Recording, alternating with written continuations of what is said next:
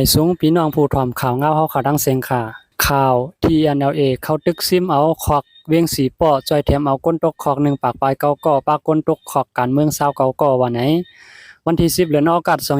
2524เกี่ยวเลยลองในสื่อข่าวดาอ้างสวยพีเมลัดออกกว่าว่าดีสีป้อเป็นปางตึกข่าวแห้งซึก TNLA เขามาจอยเอาออกก้นตกคอก1ปากปลายเก้าก่ออันอยู่ไว้ที่คอกสีป้อนั้นว่าไหน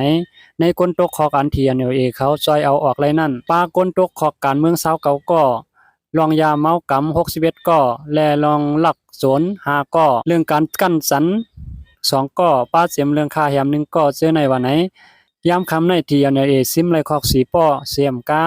ซึก TNLA เขายังตียอบไรป้าภูเข้าของสีซึกมันเสื้อไปคอกหน้าโพ10ก่อเทียงว่าหนังไหนก้นตกคอกอันปล่อยพันขึ้นนันลัดเนตีสื่อข่าวร้อยสวยพีเมว่า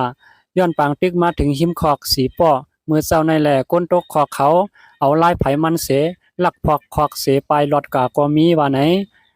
ที่คอกสีป้อในมีก้นตกคอกอยู่ตั้งหมด1ปาก99ก่อ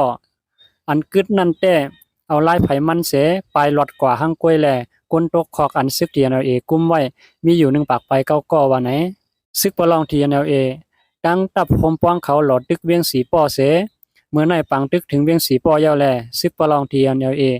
ยึดซึมไหลห้องปลิกสิเวียงสีป้อยาวไหนแหล่งข่าวเสื้อเขาอยู่หน้าซึกลาดเนหนังไหนตีมาข่าวเสื้อเทิน